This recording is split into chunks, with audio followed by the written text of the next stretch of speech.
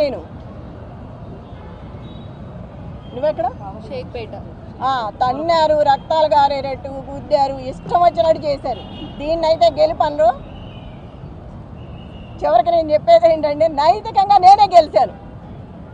నా భర్తకు వచ్చింది ఇప్పుడు అక్కడ ఏది ఎంఐఎం 4-5 పార్టీలు నిలబడితేనే నా భర్తకి 16,000 చిల్లర వచ్చింది.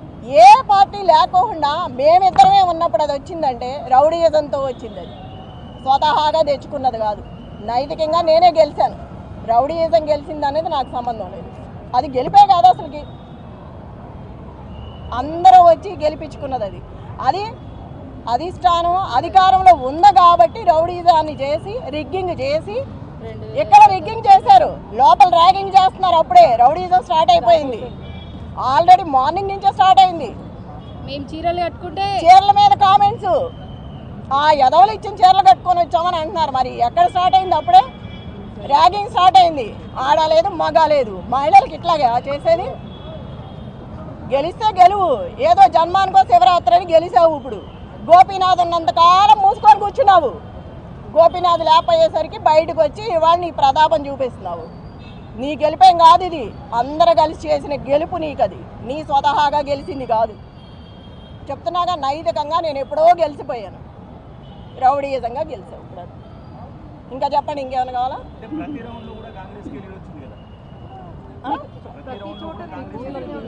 బూతుల రిగ్గింగ్ ప్రతి చోట తన్నడము గుద్దటమే కదా. మరి అందుకే కదా నేను అంతా ఓపెన్ అయ్యి వాళ్ళకి సపోర్ట్ ఇచ్చి మాట్లాడింది. ఎప్పుడు మాట్లాడింది, దాన్ని ఎందుకు మాట్లాడా? వాళ్ళు పడే బాధ చూడలేక నేను బయటకు వచ్చి మాట్లాడగలిగాను. దాన్ని కూడా తప్పుగా పెట్టారు. ఉంటుంది ఒక ఇంట్లో మనిషి చచ్చిపోయినప్పుడు బాధ ఉంటుంది. దాన్ని అడ్డం పెట్టుకొని ప్రతిసారి కథలు చెప్పుకుంటే పోతే ఎట్లాగా? ఇప్పుడు నేను ధైర్యంగా ఉంటాను కదా, కార్యకర్త ధైర్యంగా ఉండేది. మాట్లాడాల్సింది కాబట్టి మాట్లాడాను. ఇన్నాళ్ళు అట్లాంటివి జరగలేదు కాబట్టి నేను మాట్లాడలేదు. ఎందుకయ్యా అర్థం కావట్లేదా? రౌడీయిజంతో వచ్చామని ఇప్పుడు వరకు చెప్పుకున్నది అదేగా. మీరు చూసారు అందరూ 11వ తారీఖు ఏం జరిగిందో. మళ్ళీ క్వశ్చన్ వేస్తే ఎట్లాగా?